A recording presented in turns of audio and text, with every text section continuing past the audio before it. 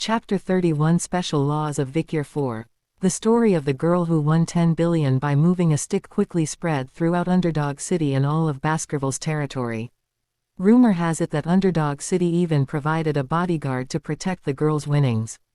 Such is the law. It will be upheld. The short speech of the newly appointed young deputy magistrate was on the lips of countless people. Naturally, Vikir's law, or Vikir's special law, became even more famous than Baskerville's self-governance. The gossips were saying, the new deputy magistrate is different, isn't he? Vikir says that once he says something, he does it no matter what. They say the crime rate in Underdog City has dropped by half since that day. It used to be said that the law was far away and the fist was near, but now the law is near and the fist is far away. Break the law and you're punished, follow the law and you're rewarded. This simple principle impressed the citizens. A society that stands by its principles. The distrust of the law, which was not being followed, was washed away after that day. The day after the special law was promulgated, illegal activities were noticeably reduced and the crime rate was halved.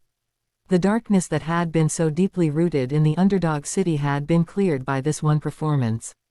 Underdog City Hall. The director of Chihuahua Baskerville was smiling and writing on a signboard. Less than a mokji shin yi mu ji shin greater than. A banner to be hung in the governor's office from this day forward. Vikir stared at it from Chihuahua's side, then spoke up. Your handwriting is very good, Chihuahua. Sure, I've never met anyone with better penmanship than me since I was born, and I've gotten so good at imitating other people's handwriting because the archons always make me sign for them. The Chihuahua didn't finish his sentence. Vikir had blurted out something unexpected. Can't I learn to do that too? The Chihuahua's eyes widened at Vikir's words. It was the first time a high-snouted member of the Baskerville clan from the main family had ever asked him to do something that wasn't a command. Moreover, despite being a sword eater, he was interested in brushes. Of course I can teach you, I'd be honored. Thank you. I'll ask you whenever I have time. The Chihuahua hums and teases the brush after hearing the praise. Vikir watched him in wonder. Chihuahua Baskerville. He was an outsider, a commoner who had spent 3 years as an indentured servant to the Baskervilles before being given the surname of Baskerville and formally integrated into the family. Unlike the swordsmen who become guardian knights and are trained in Baskerville-style swordsmanship, administrators are paid less and receive no special training.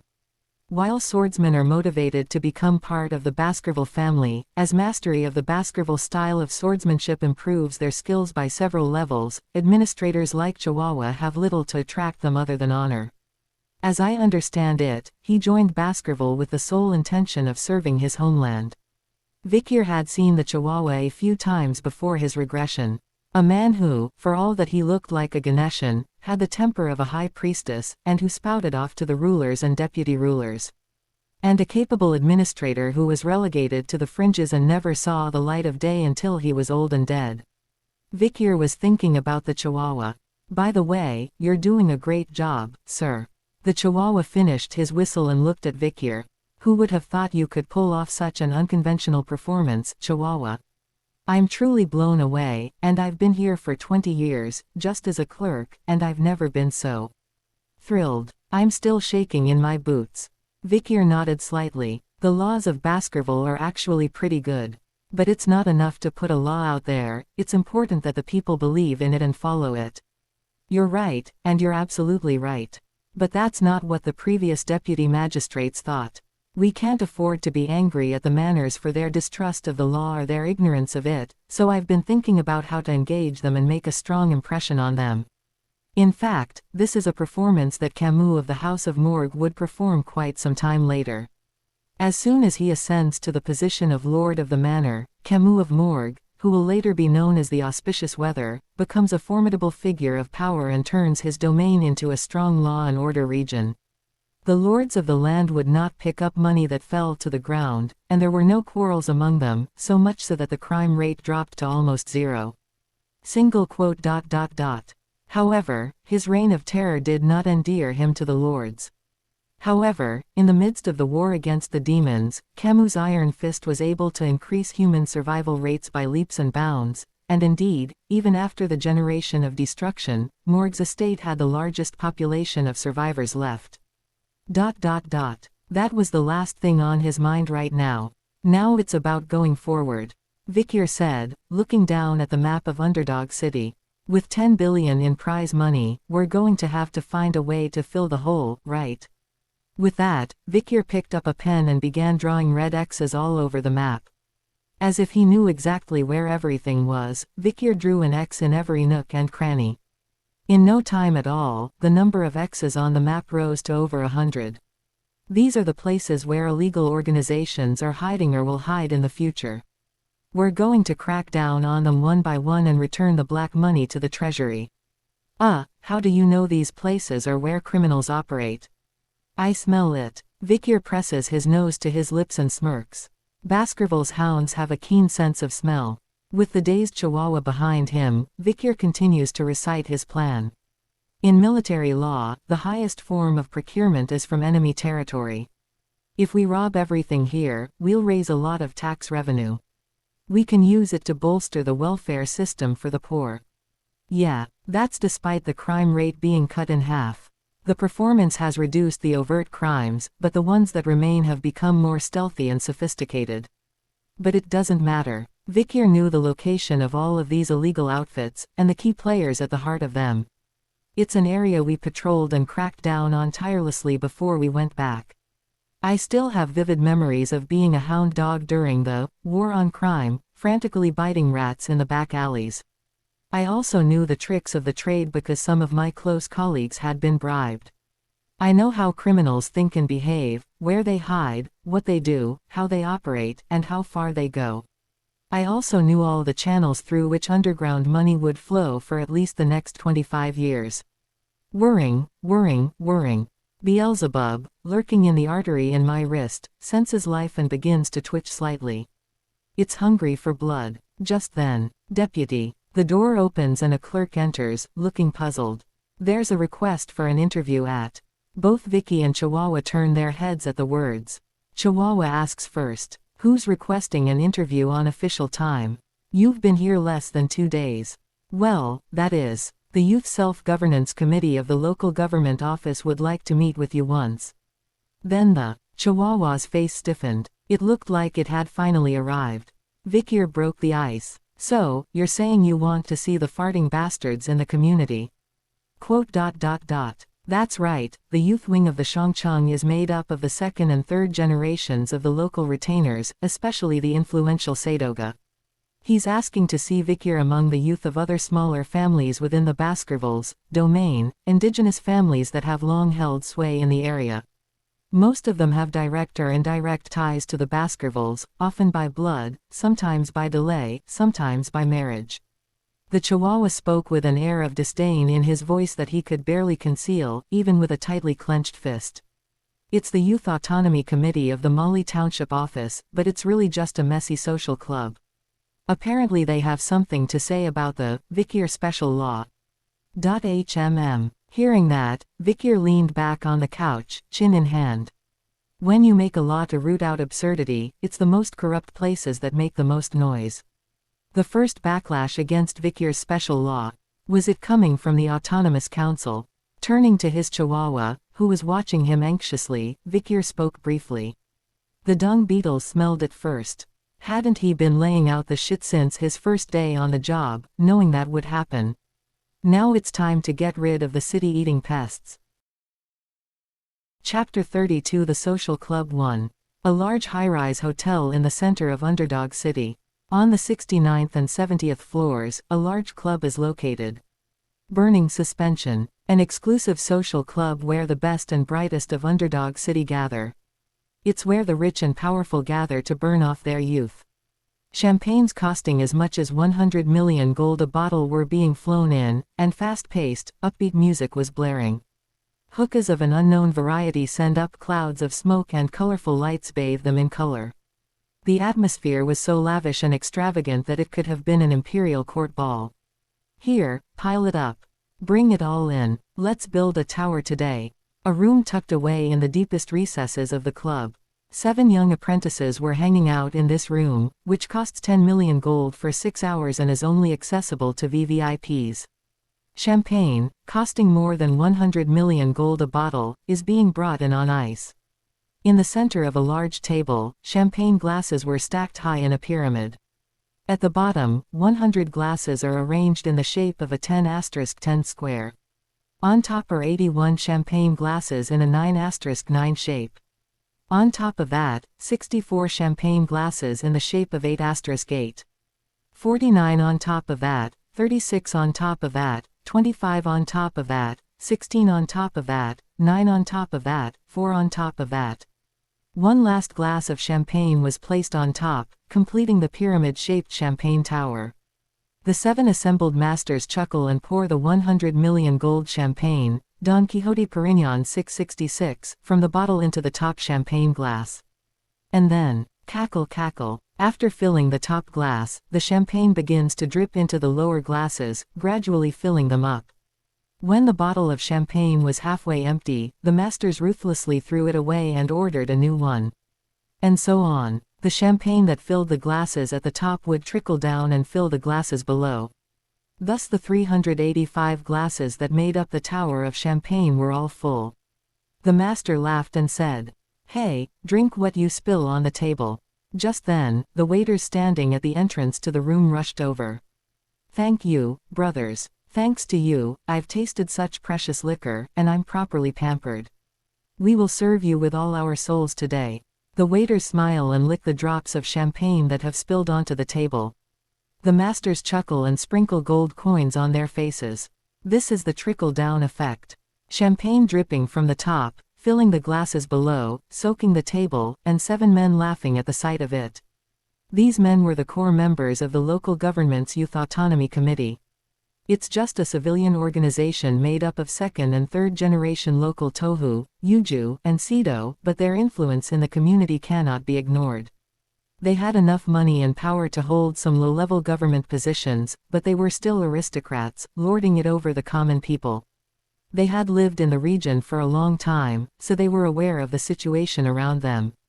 As such, the Baskervilles also gave them some power and allowed them to handle troublesome matters on their own. In exchange for a small amount of tribute and taxes, they were granted some autonomy by the Baskervilles. In fact, historically speaking, all of the masters here are descendants of families that were defeated and relegated to the margins of the empire's central power struggles. With the exception of the Baskervilles, who have been sent by the emperor to expand the borders of the empire, all of them are nothing special. But the young people gathered here don't seem to think so. It's better to be the head of a snake than the tail of a dragon. It's better to play here, away from the prying eyes of the imperial family. Yes, I went to a club in the imperial capital the other day, and it was much more luxurious here. Besides, we're guarded by those Baskervilles. How safe are we? Giggle giggle, aren't the Baskervilles our hounds at this point? The masters were not without their faults. While the Baskervilles were preoccupied with expanding their borders, they were rotting away inside. So where did the money come from to pay for all this luxury and debauchery? The main source of income for local tax collectors is actually quite modest. At best, the water taxes from the reservoirs that water the fields, road use taxes, tolls, and the proceeds from the sale of livestock, are just a small amount of money to pay the butlers and serfs. Both the money going out and the money coming in are small, but, in fact they had a hidden source of income. Illegal slave auctions. This is the kidnapping, imprisonment, and sale of unauthorized persons into slavery. In recent years, the Baskervilles' aggressive territorial expansion has displaced an increasing number of barbarian peoples, so they've been sneaking around the world, luring them in with tricks or kidnapping them by force to sell them. In other words, they would work for free for the Baskervilles and pick up the crumbs. With no taxes and a steady flow of business, money naturally accumulates. With the black money they earned, the masters were able to spend their youth on fire. They can't put it in the bank because it's illegally earned, so they burn it all in cash machines. The champagne tower is full. Go let the kids in. Bring in the good ones. They sent the waiters away for a while. Then we started chattering amongst ourselves. By the way, I said, it's so nice to have an uptight family like the Mecenatnaros gone. We can have fun without all the prying eyes. Actually, that's the way it should be. We're playing with our own money. Good thing we framed them and sent them packing, huh? Let's not let them be members in the future. They smoked bubbling hookahs and looked languid. One of them suddenly looked up. By the way, have you guys heard about the new deputy? Yeah, I put in a request for an interview. He's got the Barnes surname. Well, if he's a half-breed, he must be a bastard. You should feel honored to be called by us. Cackle, cackle, he's going to come running. They always did something called taming the junior bureaucrats when new deputy commissioners came in. It's not a big deal, it's just a little bit of an extravagant party to dazzle them. It was like putting a leash on a dog, saying, if you're going to follow us, you're going to listen to us. The masters would chuckle. The masters chuckled. His name is Vikir. Have you ever heard of him? I don't know, I've never heard of him. She's 15. They say this is her first time out of the family. What? Isn't she a total brat? Yeah, he's a brat. He's got a huge drinking problem the first time he came to City Hall. He must be a bit of a wreck. Come on, if you think he'll fit in with us. Then one of the masters had a brilliant idea. Why don't we tease him a little bit, while we're at it? He extended his index finger and explained his plan. Later, we'll have a big party and invite him over. We'll get the best liquor, we'll get all the girls, and we'll have a good, old-fashioned fuck. And then later, after the party, we'll make him pay for the drinks. The masters burst out laughing. Okay, that sounds like fun. Don't you think his eyes will pop out when he sees you begging? You need to realize that your eldest son is spending this much money to entertain you. If you take it for granted, you'll go away. I don't think a 15-year-old civil servant would have the money, and he wouldn't be able to find a place to get it because he'd be reprimanded if he reported it to his family. Then you can say it was a joke and pay him back later. The masters had a plan for the new deputy bureaucrat, and how to roast him. Just then, gentlemen, the girls are here. A waiter burst through the door with a huge grin on his face. Soon, numerous women peeked into the club room, amazed at the luxury. Some of them were familiar faces, and the masters waved at them. Hey, you're back again. After all that, send him away. We're happy for you. Why, I thought she was pretty. Hey, come over here and sit down this time. One by one, the women entered the room. See, at the end of the line of girls, there was a strange one. A boy, maybe in his early teens. A very young-looking boy. He followed the women into the room from the back of the queue, and it was so natural that the waiters didn't even bother to stop him. The 7 masters scanned the women, cracking crude jokes, and finally spotted the boy. But what's with him? Did you bring a male waiter? Well, he looks cute. Oh, don't you know him? No, I don't. The teachers, the waiters, and the women all look puzzled. What is this kid doing here? One of the waiters raises his eyebrows. He walked in so boldly that no one thought anything of it. How dare you, you little shack, tell me where. But he couldn't quite reach out to grab the boy by the hair. Oops, the sound of something thick and hard breaking. The waiter suddenly realized that his wrist had been turned in a strange direction. The boy had just broken a grown man's thick forearm with sheer brute force. What, you? 3 or 4 waiters pounced at once, but it took less than a second before they were all on the floor. The masters, faces hardened slightly. What's with you, kid? What are you doing here? Do you know who your brothers are? I know. The boy's voice was devoid of any emotion. They're the idiots from Shangcheng. No respect, no fear, no cowering, not even a hint of contempt. The masters were stunned for a moment. Then, with a single, hearty laugh. That's right. We're the idiots from Shangcheng. He must know who we are. Then we only need to know who he is. Kid, who are you? The masters were debating whether this was funny or not. But it was. The boys' next words wiped the smiles off their faces. Vikir, the new deputy magistrate, Vikir van Baskerville is here. The apprentices slid their feet off the table. Then he rose to his feet and asked. Vice, Exarch, what brings you here? You called for me. At Vikir's words, the masters exchanged another blank look. Then, wahahahaha, this is hot, deputy. I didn't think you'd come so soon. The mood is not good. Moreover, the masters had just been insulted, and their pride had been bruised. Shall we start taming the new recruits right away? Sure, let's buy some liquor. What if we roast them, boil them, sit them down, and then ask them to pay for their drinks later at the end of the party? But, their cute little plan didn't quite work out. Thud. Vikir slammed his hand on the table. And, tisk, tisk, tisk. The black aura of the Baskervilles emanated from him. The mana in Vikir's body radiated through his hand and into the table. A ferocious resonance, a violent vibration. Boom, boom, boom, boom. On the table, in the glasses, the champagne suddenly began to boil. And then, the great tower of champagne in the center of the room changed. Pow! A single glass at the top of the champagne tower suddenly exploded. Numerous glass shards and champagne drops sparkled and scattered below. Boom! Clink! Clink! The 4 glasses that were downstairs.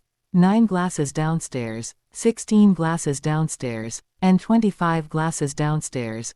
36 glasses downstairs, 49 glasses downstairs, 64 glasses downstairs, 81 glasses downstairs, 100 glasses below that, all exploding and shattering one after the other. The champagne tower had collapsed. It didn't collapse from the bottom, it exploded backwards from the top. Ding, ding, ding, ding, ding, ding. Countless glass shards and champagne drops rained down on the VVIP room. Under the rain, the masters of Sadoga could only say one thing. We were going to pay for the. Chapter 33 The Social Club 2. The 7 masters gathered in the VVIP room were all smart and ruthless. The House of Montblanc, the House of Pierre, the House of Louis Vuitton, the House of Chanel, the House of Ferragamo, the House of Hermes, the House of Prada. The 7 indigenous families of the province in which they work have lived unnoticed by anyone except the Baskervilles. Even those from the Baskervilles have been persuaded by their wealth and the public sentiment behind them, and have become friends. Life had never gone their way before, so they assumed it would be the same this time. So, it's true that I was a little naughty this time. But, this time, things were different. A shower of glass and champagne bubbles rained down on the VVIP room. The glass and boiling champagne reflect the brilliant light of the chandeliers. The 7 masters of the 7 families, whose entire bodies were drenched in the sharp, hot showers, wore dazed expressions. Did you just blow up the champagne tower with a mana resonance? Just by touching the table. And not from the bottom up, but from the top down. All of them had a basic understanding of martial arts in their own right, so they could see the absurdity of what Vikir was doing. To be able to channel mana into an object, cause it to vibrate with resonance, and then explode it at exactly the right spot was not something that could be achieved with normal mana proficiency.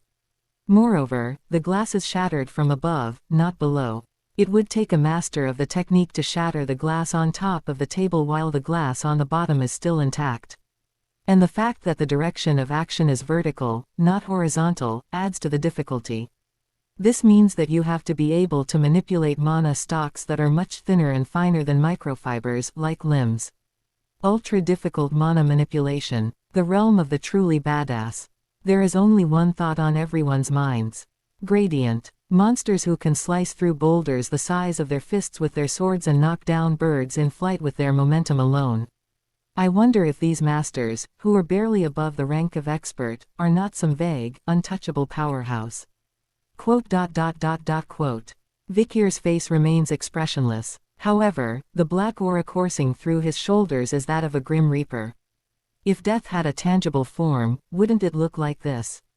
The masters, soaked in a shower of champagne, began to shiver. He's crazy, he's a 15-year-old kid. Dude, you're an expert intermediate, do something. Shut up. You won't last a second. In the midst of all the urgent exchanges of glances, one of the masters muttered in a dazed voice. Quote. That's right, Vikir, I thought I'd heard of you. At that, all eyes snapped to one side. He spoke in a stuttering tone.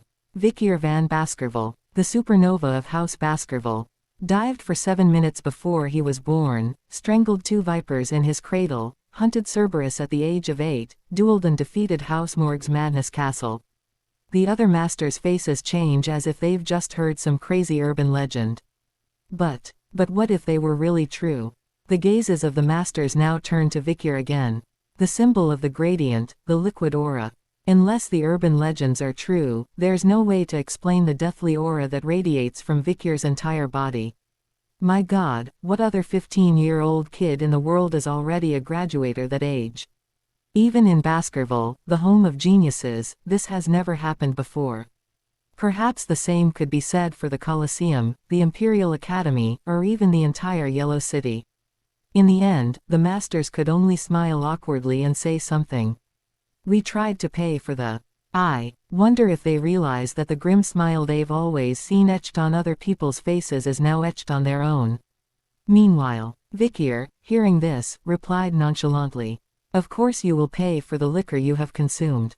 Hearing this, the 7 masters closed their mouths in disbelief. Oh, by the way, we haven't eaten yet. He had inadvertently given away his plan to embarrass them. Still, since I hadn't met Meg yet, I thought I could make a good excuse and get away with it. If only it weren't for Vikir. He's only 15 years old, but his soul is already worn out. Vikir saw right through what the 7 masters were trying to do. What, you're going to play with me and then blame me for the cost of your drinks? The 7 masters jumped and shook their heads at Vikir's question, which seemed to pierce their veins like a ghost. That would be impossible. Who would do such an unscrupulous thing? How dare anyone from the Baskerville family ask us to? The 7 masters felt. The other party wasn't just strong in combat power. Their minds were also unstoppable.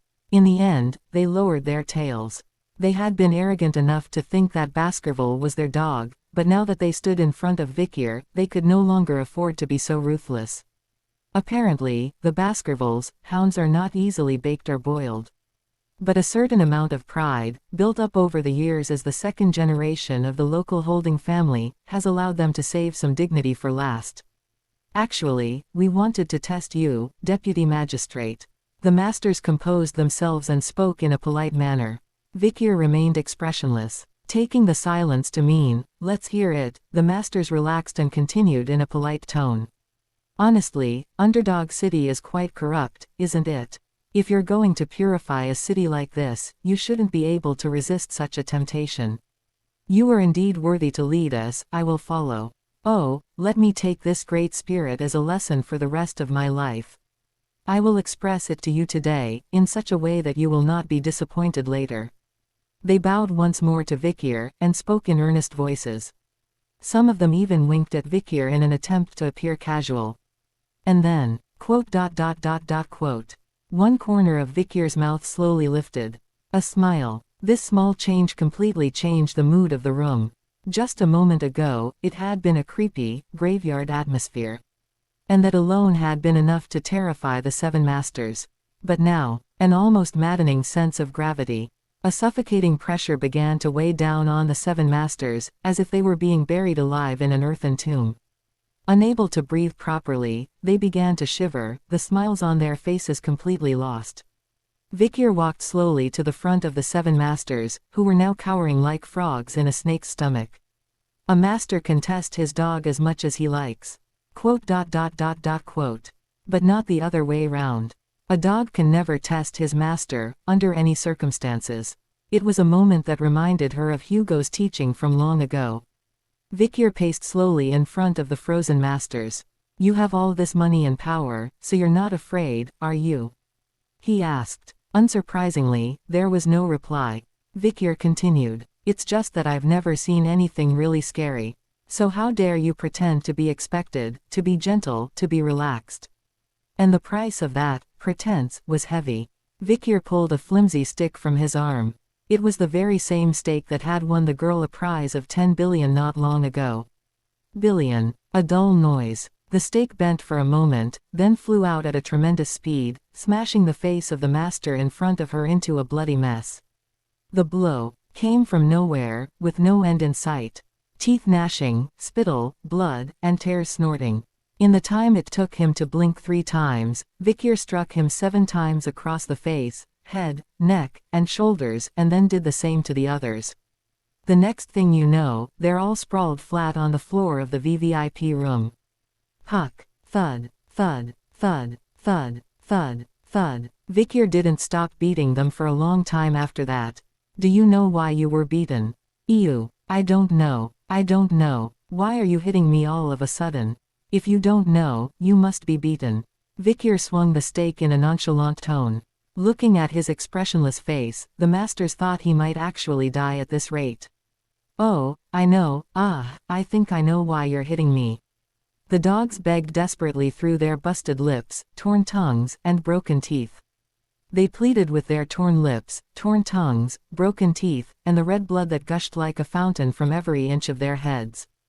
But the owner remained unimpressed. Sweeten the deal. Vikir's flogging doesn't stop at the red light. Chapter 34 The Social Club 3. The rumors spread quickly. A group of 7 people who had been living high on the hog, indulging in extravagance and vice, had been arrested all at once. The citizens of Underdog City always talked about it whenever they got together in groups of 3 or more. Well, they were trying to get in the way of the new deputy mayor, and they got caught. Oh, aren't they the ones who used to treat the common people like bugs, and now they're in charge? But what do you think will happen to them? The new magistrate's personality doesn't seem normal, so they won't just be released, will they? They're still the 2nd generation of a native family. I'm sure he'll let them go with a moderate amount of humiliation. The crowd naturally turned their heads away. In the northern part of the central square, a banner was still fluttering in the wind. Less than Article 00, Paragraph 0 of the Constitution of the Autonomous Region of Baskerville. Law on the prohibition of illegal trafficking in persons. Penalty, death greater than. Less than Constitution of the Autonomous Region of Baskerville, law against illegal gambling. Penalty, wrist amputation greater than. Less than law on the prohibition of illegal private banking. Penalty, eyeball removal greater than. Less than law on the prohibition of illegal brothels. Criminal offense, facial tattooing. Less than law against illegal lobbying. Sentence, extraterritorial deportation greater than. As it was originally labeled. There were no exceptions to the law. There was no special provision for the rich and powerful to be forgiven. The crimes of the 7 masters could not have been clearer. They were guilty of illegal sex work, illegal lobbying, illegal human trafficking, consuming and distributing drugs, and making ill-gotten gains in the process. Tax evasion, assault, and sexual assault were obvious options. So the sentence is clear. Death. No excuses, no mitigating circumstances. People chattered. You're going to execute the sons of those 7 indigenous families. Fool, don't you know the character of the new deputy? He burned 10 billion on a single stake. If you kill those 7 bastards, the repercussions will be devastating. Why don't we just give them a few good whacks and humiliate them? Yes. I don't think they'll get the death penalty, though. They all spoke in unison. This is a power game between the new politicians and the indigenous tycoons, and if the latter would just bow out and keep their heads down, everything would be smooth sailing. And just as people thought, Mont Blanc, Pierre, Louis Vuitton, Chanel, Ferragamo, Hermes, and Prada offered their sincere apologies to the new deputy. The local retainers bowed and entered. The citizens did the same and clicked their tongues when they saw the carriages representing each family, laden with lavish tributes, making their way to City Hall in the dead of night.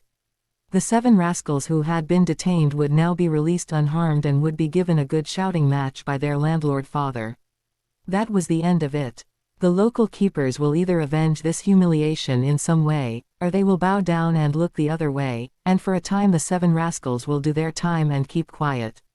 The new, young deputy magistrate has scored a nice victory over the native wealthy. The citizens will be moderately pleased, moderately outraged, and moderately forgetful of this obvious outcome. They will. No, I knew it would happen. Until this morning, when 7 heads were hung in the center of the main square. 7 heads, salted and disemboweled. Bereft of their bodies, their heads were contorted as if they had been in terrible agony on the brink of death. The notices beneath their heads detail the additional punishments they received before they died, before they were executed. Less than Constitution of the Autonomous Region of Baskerville, Article 00, Section 0. Law on the prohibition of illegal brothels, sentences, facial tattooing greater than. Executed in accordance with the above law, tattooing the word, color, on the entire face. Less than Article 00, Paragraph 0 of the Constitution of the Autonomous Region of Baskerville. Law against illegal gambling. Sentence. Wrist amputation greater than. Enforced in accordance with the above law, both wrists were cut off. This sentence is retroactive to the number of times he violated the law, so after his wrists were cut, he continued to cut them for a certain length of time. This prisoner was sentenced to 72 wrist cuts. Less than Article 00, Paragraph 0 of the Constitution of the Autonomous Region of Baskerville. Law on the prohibition of illegal private finance. Sentences. Eyeball removal greater than. Executed without prejudice, taking into account the pleas of the victims of these prisoners. Less than Article 00, Paragraph 0 of the Constitution of the Autonomous Region of Baskerville. Law against illegal trafficking in persons. Sentence. Death greater than. Executed according to law. Less than Constitution of the Autonomous Region of Baskerville, Article 00, Paragraph 0. Law against illegal lobbying. Sentence. Exile from the territory greater than. Banishment outside the city walls, except for the head, as they are already exiles. The citizens could only gape. The law itself was always there, so there is no need to think of it as excessive or harsh. The problem is that the prisoners who were subjected to the law were not ordinary prisoners. It's not just a power game. This is a war of attrition that will last until one of them is gone. There was no one who didn't expect a bloodbath. Not long before the sentence was carried out, Vikier stood before the grate in the dungeon. Inside the dungeon, he could see the 7 masters, bloodied and groaning, imprisoned. Now, you Shanky, Wuabujihat, it's all over. Get out of here, bah, how can I? For the love of God, let them go. And before him stood Baskerville, the Chihuahua, restless. Oh, my lord, what did you do to beat them like this? He sounded more than a little pleased with himself. Vikier, who had been standing beside him, expressionless, suddenly turned his head. Do you think what I did to these men was excessive? What? Oh, yes, of course I do. A fashionista deserves a good beating, and if you turn people into meat patties like this, how are you going to pay for it later? Vikier smiled wryly. Don't worry about it. I haven't even started yet. Chihuahua asks, confused. Vikier didn't answer, but thought about it. Township offices were originally meant to check and supervise local maladministration, edify local society, and coordinate relations with the city hall. But over time, they had become more and more like a red herring, and now they had surpassed even the power of the malevolent Baskervilles. Gamani no do. 2. Leave it. Huaongfei's bastardized family name. The way they growled, it was even more so. But Vikier, soaking up their hatred, seemed unperturbed. I will execute them all at the end of the day. ! At those words, the masters in the cage fell silent. Vikier spoke once more. While I'm at it, I'll exterminate them all, from the babes in the club to the demons in the streets. The fearsome words were unmistakably true. Everything would be done according to his word, 100% of the time. A war on crime had been declared.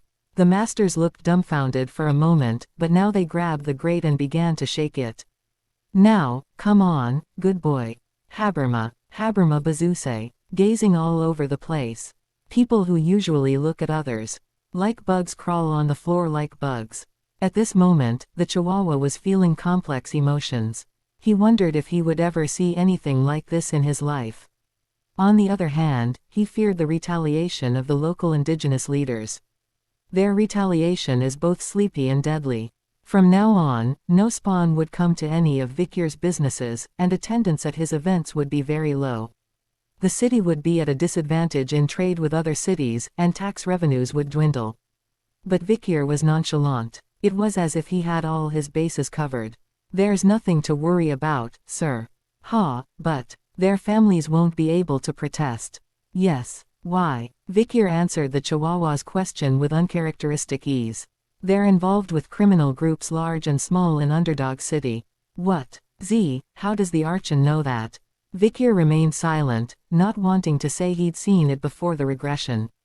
Then the Chihuahua looked concerned. But it's the proof that counts, isn't it? And even if we do get proof, what kind of retaliation they'll do next? Don't worry, there are plenty of them. Vikir laughed. We'll find the evidence. If we don't find it, we make it. And everything that happened next was beyond Vikir's concern. For Vikir was already thinking about moving on. I don't know who's going to replace me, but it's going to be tough. I don't expect Hugo to stay on as deputy for long. The world was about to change, and there was a good chance that he would be sent into actual combat in the near future. So it didn't matter much to Vikir's future if he threw a temper tantrum here and now. He would have to leave as soon as he was accepted into the academy. So, while you're here as a deputy, you might as well get some discipline. The answer was to prescribe medicines that were highly effective, even if they had some side effects. This would soon become a reputation that would propel Vikir's career. It didn't matter who came after him. Vikir hated members of his own Baskerville family the most. But 1,000 miles a day. To do that, I need to make these 7 sixth formers, Naymasters in front of me spit out all the evidence of their collaboration with the criminal element, and even their location. Vikir stepped up to the bars and said, I will tell you what you are accused of. Illegal kidnapping and imprisonment of women, sexual assault, intimidation, forced administration of illegal drugs, human trafficking, and forcing them into the sex trade, as well as bribes, extortion, blackmail, and murder of government officials. The masters were outraged. That's the karma of the enemy. We'll punish you when we have proof. We'll punish him when we have the evidence. Are you saying there's a crime but no evidence? That's right, Jerson. The masters look at each other, puzzled. Then a determined look crosses their faces. If I have to die here, I will do so without harming the family name. If we blow it here, we can't expect revenge. The clan would turn on them, and even if they did, Vikir, given the nature of that psycho, he might go further and use the sit-in system on the clan, tearing them down to the roots. Never, I'll never tell. The 7 miscreants shut their mouths, ready to die for their family. But, oh, now you're here. Vikir waved towards an entrance in the dungeon corridor. Apparently, he had been standing in front of the grate all this time, waiting for someone. The 7 masters followed Vikir's gaze with curiosity and anxiety. And there, walking towards them, was a gaunt old man carrying a large basket. Your customization is complete, my lord. The old man was a torturer who worked in the basement of City Hall. And then, Vikir overturned the basket and spilled its contents onto the shelf. Clink clink. What emerged were hundreds of knives. Each one grotesque and hideous, bent, twisted, distorted, blunt, and sharp. The old torturer grinned, showing his yellowed teeth. Wow, I've been torturing people for the past 30 years, and I've never seen anything like this before. How did you come up with all these creepy devices? I didn't invent them. They were commonplace where I was. Was the place you were before, like hell? Well, it was close. You want to learn a lesson. The instruments were gruesome, even for a torturer who had been doing it for 30 years. Vikir picked them up and walked back to the grate. Gain. Instinctively sensing something, the 7 masters crawled away from the grate. But just as quickly, thud, Vikir brazenly pushed open the door to the cage and stepped inside. Before he regressed, he remembered the faces of his old comrades. I remember, even demonic prisoners spat out military secrets before their torture techniques. The tortures of the Age of Annihilation made even the demons from hell cry and shit themselves. Vikir, who knows all about the future torture techniques that have improved by leaps and bounds in the short time he's been dealing with demons, can't help but find the sandals with their determined expressions cute. You're making faces like you're never going to blow. Vikir says with a faint smile. Please don't blow. This was genuine. He wanted to keep the memories and nostalgia alive for as long as possible. Chapter 35 Slave Auction 1. Night. The outskirts of Underdog City. For some reason, luxury carriages have gathered in droves in a vacant lot at the back of the city where no one usually comes. Black tents cover the huge clearing. Masked aristocrats and wealthy men stalked into the barracks. Today is the day of the slave auction. Naturally, it is a slave auction that is not officially reported to Baskerville. As such, the slaves being sold here are undeclared goods. There were many people who could not be traded as slaves in the first place. Barbarians displaced from their homes, nobles from distant lands, or commoners kidnapped out of nowhere. They were chained, hawked, or drugged to the point where their will to escape or report was completely broken. Or they were commodities that would be. Welcome, welcome, welcome. Welcome to tonight's freak show. Yes, yes, come, come, come. A clown dressed as Pierrot welcomes the audience. Next, a middle-aged man walks in front of the clown. The middle-aged man, who has a long goatee and a somewhat scruffy appearance, keeps looking around to see what's so unsettling. The clown checked the middle-aged man's credentials. Mr. Montblanc the Chihuahua. Ah, so you're from the Montblanc family, and your fabulous signature is a Montblanc trademark that no one else can copy. The clown grabbed a middle-aged man named Chihuahua Montblanc as he tried to let him pass. The Chihuahua is visibly flustered. The clown squinted at him and said, I see the purpose of your visit. On your certificate says you're not here to buy slaves, but to sell. Ah, that's right. I came to sell them. What about for sale? Well, I've got him tied up in the back there for a while, and I've only got one anyway, and he's a young lad, so he doesn't take up much room. The clown smirked and ducked his head again. I see, he said, the Montblancs always buy slaves in bulk, and since you're here to sell this time, I was wondering if you didn't like the ones you bought last time and wanted to get rid of them.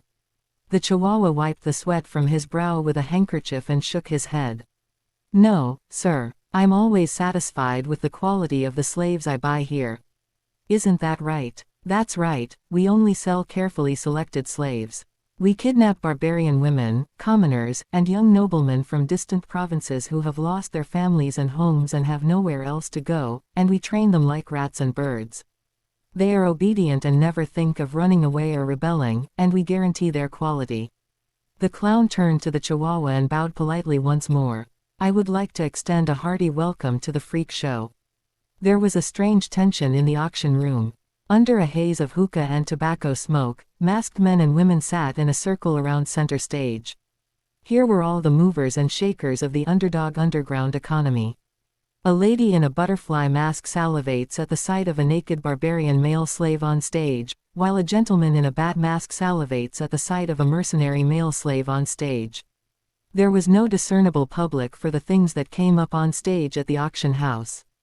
There were objects, old urns, famous works of art, sharp swords, and there were rare animals and horses, and there were people branded as slaves. But for the wealthy people who gathered here, the distinction was a good one. They're used to seeing objects, animals, and people as the same thing. The masked dignitaries, their mouths covered by fans, were chatting amongst themselves. I hear it's all the rage in the imperial capital these days to capture and display grotesque-looking slaves. I don't pay much attention to fashions like that, I just think a slave should be pretty and handsome, that's all. I don't know, slaves are supposed to be good at work or good at fighting, aren't they? Ha ha ha, I'm drawn to the tragic past that slaves have, which is why I prefer them to come from fallen nobility or kidnapped nobility. Well, whatever. I hope there are plenty of slaves available today. Most of the attention was on the slaves. The MC, dressed as a clown, stepped onto the stage and shouted at the top of his lungs. Yes, this sword and shield, surely a relic of an ancient civilization, has gone for 30 million gold. Any more? All hail the snake-masked man over there who will take home this lucky piece of armor. Now, on to the next item for sale. Everyone, look at this beautiful jeweled crown. It must have been worn by a king of a defunct kingdom somewhere in the history books. Then, the eyes of the crowd, which had been focused on the slaves, suddenly snapped to attention. It wasn't a human being, but it was enough to focus all the attention in the room for a moment. A black buffalo covered in lean muscle.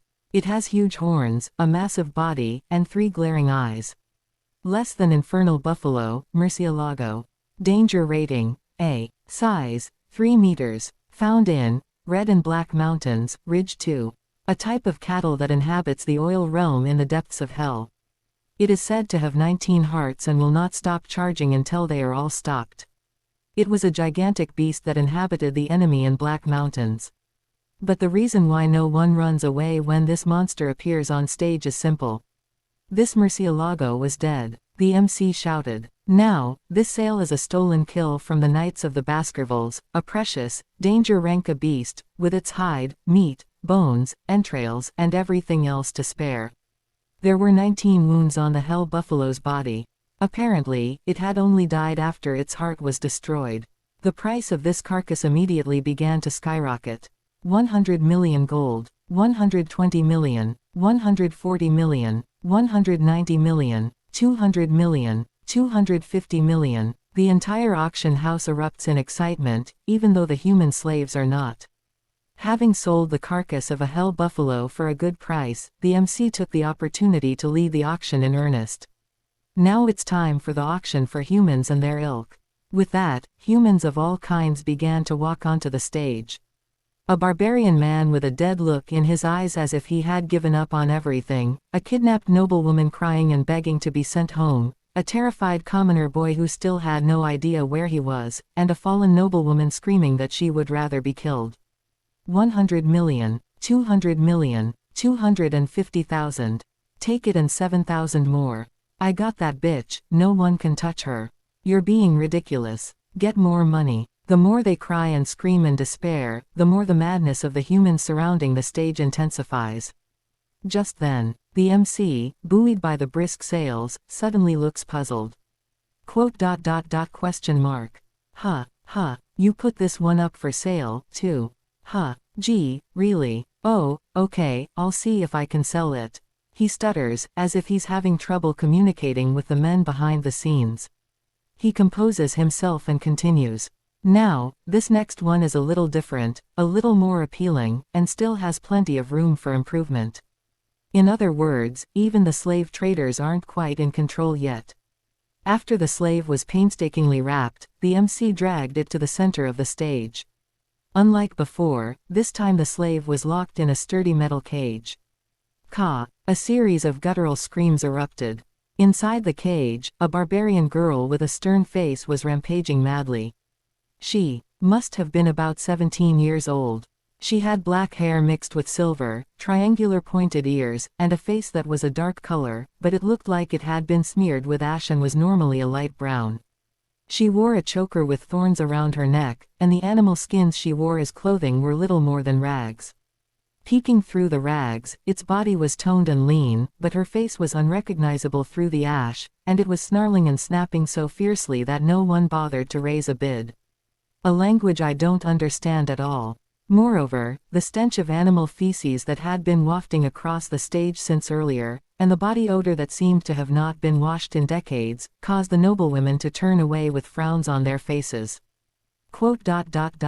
Ah, who buys this? It's enough to make even a clown talking to himself. Still, he had to sell, so he did his best to make a point. Come on, slave traders say they've picked this one up from the depths of the jungle. Come on, don't you think a slave this fierce could use some taming? Use him as a night watchman or a gladiator. This is your chance to prove your slave taming skills.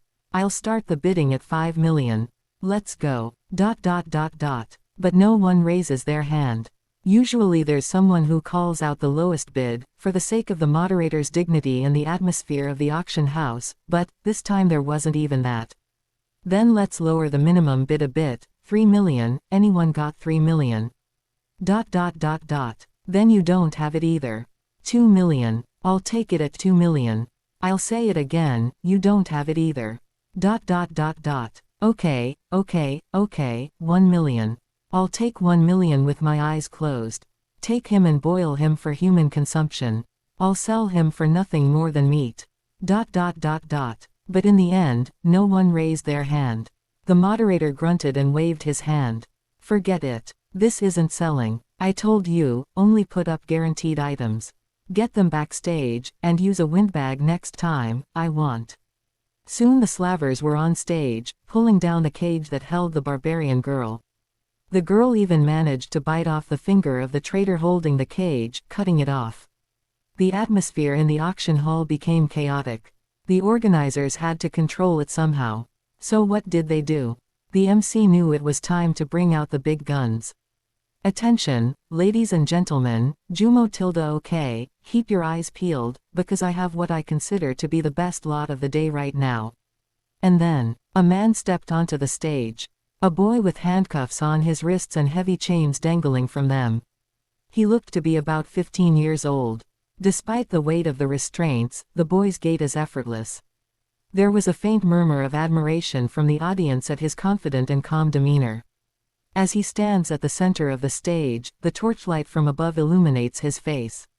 The boy's appearance was revealed in a glow of light, and the audience's jaws dropped in unison. Wow! The expressions of all the noblewomen and some of the middle-aged men gathered here had become dazed. Chapter 36 Slave Auction 2. The appearance of the slave boy on stage silenced the room for a moment. Cheeks that hadn't yet shed their milk, but a chiseled jawline nonetheless. A prominent nose, full, crimson lips, straight dark eyebrows and long lashes. And those precious black hairs and red eyes. Vara's whole body was tanned to a healthy brown color, but there were white underwear marks here and there, suggesting that her skin was originally flawless and white. The boy's good looks shone through, even with the basic makeup applied to the slaves on stage. Vikier van Baskerville. He was on the stage.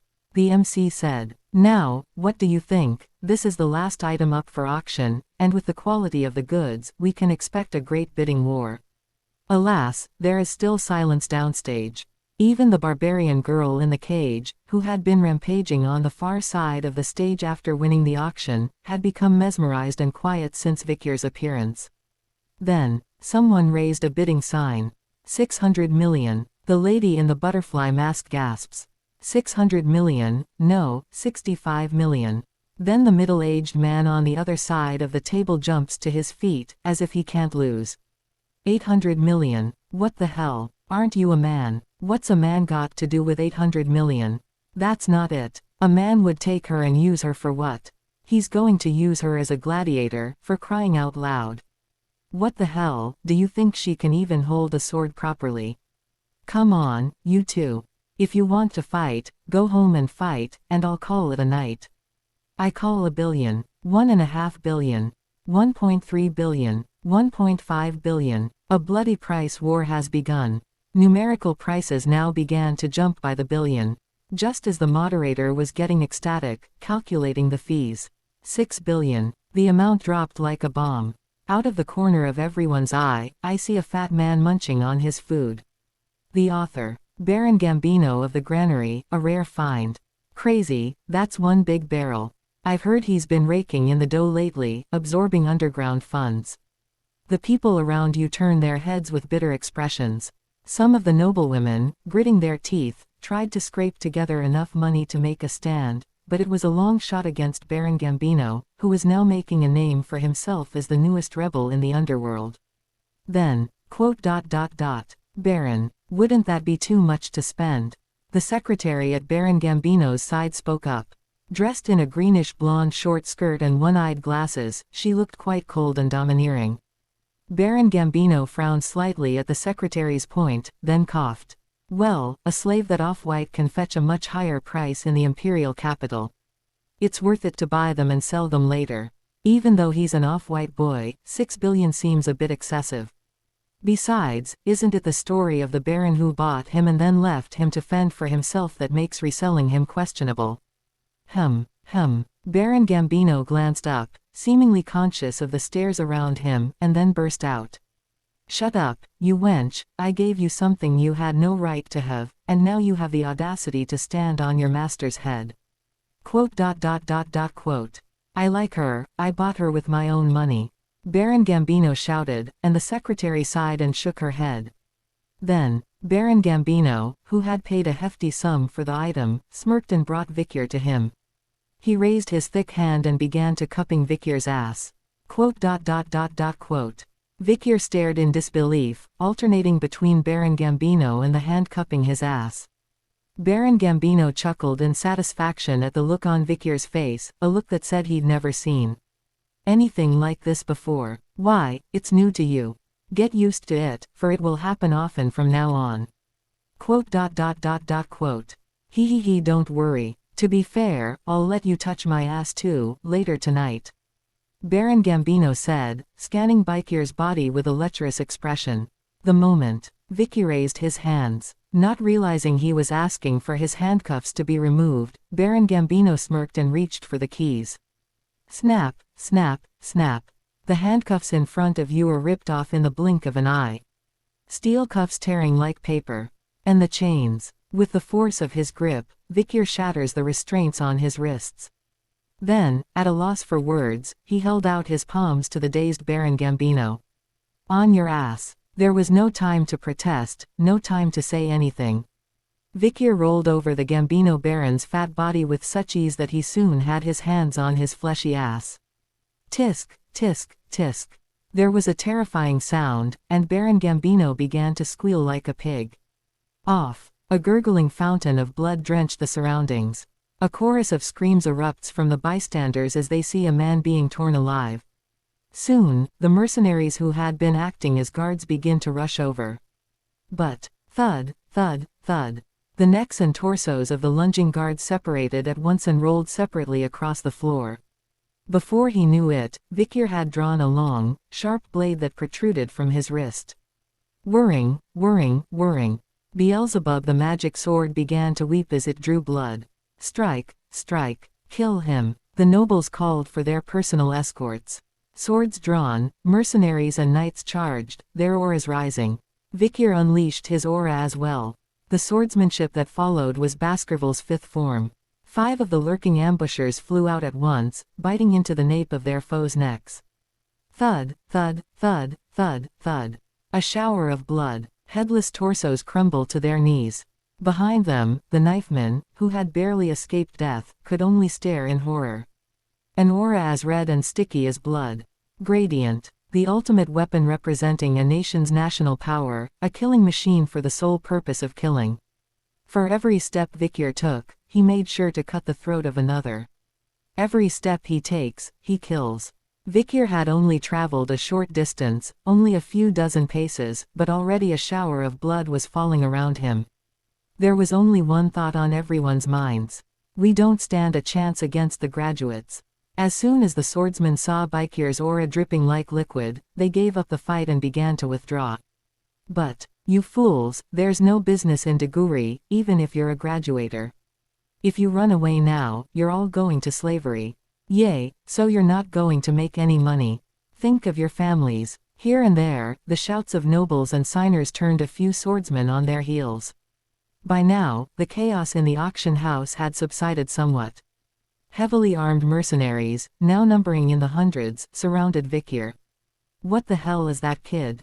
How is he a graduator at his age?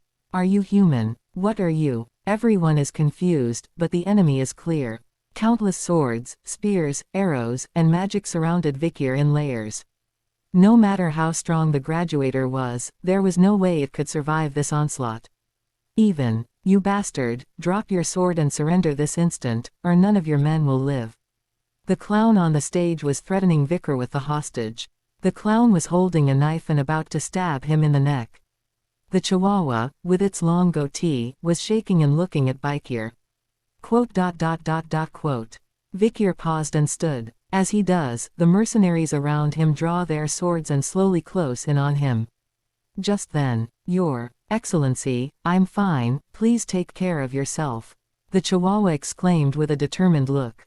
Soon, he grabbed the clown's arm and began pulling him toward him. The clown was more surprised by the chihuahua's behavior than by the fact that he was trying to kill himself by stabbing himself in the neck with someone else's knife. You're crazy, what are you doing? Let go. There is no compromise with injustice in my dictionary. Besides, I'd rather die than get in the way of my superiors. What kind of a line is that for a face like yours? Get off me. The clown and the chihuahua began to tussle, killing each other. Vickers led Riley at the sight. And then, bam! With a drop of aura that pierced the clown's brow, Vikir picked up the falling chihuahua and dropped all the way down to the stage. All around him, the air is alive with life. Countless mercenaries and knights of the local Sadoga armed with swords, spears, arrows, and magic glared at Vikir and the chihuahua. My lord. No matter how good a fighter you are, this number of people is a bit overwhelming, especially with all the baggage I'm carrying. Chihuahua's concern was justified, but Vicky remained nonchalant. Don't worry. When we leave the Baskervilles mansion. He tore a small slit in the flesh of his thigh and pulled out what he had hidden within. It was a small whistle shaped like a red tooth. I have a hidden card from the Lord. And then, Vikyr brought the blood-red whistle to his mouth and blew. Beep. A tearing sound echoed high in the air. Those gathered around were tense, unsure of what Vikyr was doing, their eyes fixed on the center of the encirclement. But the real action began on the ceiling of the barracks, where no one was looking. Tisk tisk. Shadows were tearing through the curtain that had been stretched out like the night sky and entering through the cracks. Countless black blood winds fell from the sky. And then, wherever they fell, there was always a shower of blood, and people's heads were torn off. Ah, what are these? There must be over 100 of them. And they're powered by graduators. All 100 of them are graduators. Killing machines, their blades coated in a blood-red aura. They annihilated everyone in front of them in an instant, then went behind Vikyr and lined up politely. Only then did those who were spared by their position in the rear realize the nature of Vikyr's group of 100 graduators. Seriously, they can't be. No, no, please, please. Ah, yes, they're the only ones using that symbol. It was the red, tooth-like badge on his chest patch. A Knightage pit bull, of the Baskerville family. It was the rise of the most ferocious knighthood in not only House Baskerville but the entire empire. To these black-cloaked, silent fighting dogs, Vikyr gave a brief order. Chapter 37 Slave Auction 3. The way to take down an underground economy is really quite simple, you just have to get to the heart of the matter between the dots. Vikyr repeated the words he'd spoken to the Chihuahua. The vast underground economy of an underdog city, and the big players who control it. Vikyr already knew the place, thanks to his pre-regression knowledge. But it would be impossible for a single man to take down such a large operation. So Vikyr had planned for this. I was wondering if I could borrow a conversation with Hugo before leaving Baskerville. I'm pretty sure that's when Vikyr said, I was wondering if I could borrow the Templars. Hugo thought long and hard about it, and then granted permission. He gave her the right to use one night for half a day, a piece of House Baskerville's military power. I trust you will do nothing foolish. My son. The implications of giving up military power, however limited, were significant. He recognized Vikyr as his son and would treat him accordingly. Thus, the Pitbull Knights, one of the pillars of Baskerville's military might, came under Vikyr's control. For the next 6 hours, all 100 of the graduators, the Iron-Blooded Knights who are known for leaving no survivors behind, will be Vikyr's subjects. And now, Vikyr was using them to sweep away the corruption of Underdog City in one fell swoop. Hugo was particularly sensitive to the military. It's a good thing we got the pit bull back in one piece. Given Hugo's tendency to be extremely wary of local officials having private soldiers, it was expected that he would not give up his knighthood easily. But Hugo's trust in Vikyr was surprisingly strong, and it made things easier. Vikyr glanced at the group of pit bull knights lined up behind him. A Zagoro fighter must never show his teeth. A third-rate fighter believes in his own strength and looks down on his enemies. A second-class fighting dog reacts too quickly to the enemy's actions. A first-class fighting dog has patience and composure, but not the life in his eyes. And finally, the pinnacle of the fighting dog is as calm as an inanimate object, not reacting at all, no matter how furious or threatening the enemy is. Woody virtue. It's as if they were carved out of a tree. In that sense, the Pit Bull Knights are a very disciplined group of fighters. They now stood behind Vikyr like chunks of wood, waiting for orders. Vikyr started the engine. Bite them all to death. 100 pit bulls bared their teeth. Vikyr shouted at the running dogs. Don't kill the ones that stay down. But if they move, kill them without mercy. It was a warning. Vikyr's words were loud enough for his enemies to hear. Those who lost the will to fight quickly dropped their weapons, dropped to the ground, and raised their hands and feet upward. The majority, however, could not. Ah, help me. As she screamed and writhed, her head was mercilessly sliced off. I could see her fat head rolling around under her fur coat, which was stained red. The fleeing middle-aged man is disemboweled on the spot. Men, women, and children alike were dying as they fled or screamed. That didn't mean that those who stayed down were unharmed. Let's just get down. We'll jump out when it's a little quieter. Several people lay down on their stomachs on the floor and put their hands and feet up. It was a sign that they were waiting for handcuffs. But we don't carry handcuffs. A pitbull Templar smirked as he stepped in front of them, just as they were about to ask what they were going to use to bind their hands and feet. Thud, thud, the pitbull Templar's sword sliced through their limbs. Wrists and ankles snapped off. They crawled across the floor, showing signs of escape, and then quickly dropped like bugs. The pitbull knights, of course, are completely unperturbed and launch themselves at the other moving prey. Meanwhile, beside Vikir, a dark-haired, middle-aged man stands with a thick cigar in his mouth. He is an imposing man with an inverted triangle of muscle, a square jaw, sunken cheeks, sunglasses shading his eyes, and scars all over his face. Count Les Baskervilles, a Boston Terrier, asks Vikir, "Nephew, are you satisfied?" "Yes, uncle. HMPH, boy. If there's anything else I can do for you, just say the word." He was quite fond of his nephew, Vikir, for no particular reason, just because he liked the way the rice leaves fluttered. The Boston Terrier figured it couldn't hurt to have a nephew who was also the favorite of his master, Hugo. Vikir didn't feel bad for the Boston Terrier, who was not interested in power, honor, or political battles, but purely in blood and fight. Just then, the Chihuahua beside him spoke up in a shaky voice. "Your Excellency, but would you mind if I cut off their wrists and ankles like that, even though they're nobles?" "What the hell, they're about to be executed anyway, and the handcuffs aren't worth the trouble, just make sure they can't get away." Hearing Vikir's answer, the Boston Terrier Count laughed with even more satisfaction. "HMPH, nephew, you must join our pit bull knights someday. This uncle will raise you properly."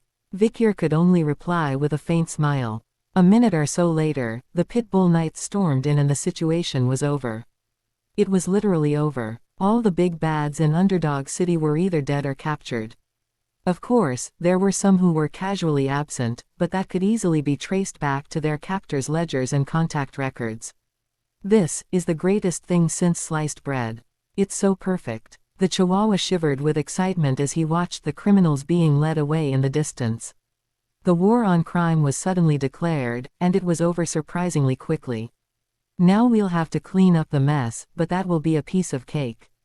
Even the indigenous families who lost their sons will not be able to say anything about it. The future of Underdog City was clear, transparent, and bright. Congratulations, no one will dare to speak against Vikir now, will they? The Chihuahua jumped for joy. But Vikir, the one who should have heard it, was long gone.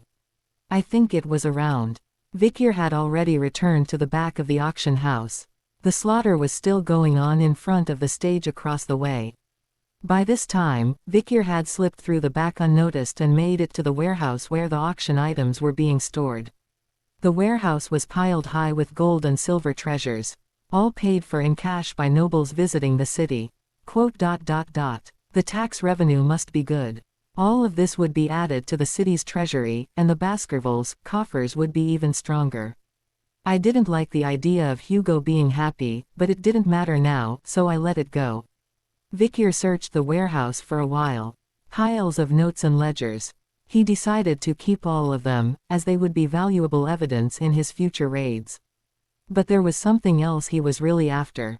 Vikir grabbed a white cloth draped over a corner of the warehouse and pulled it open. And there it was. What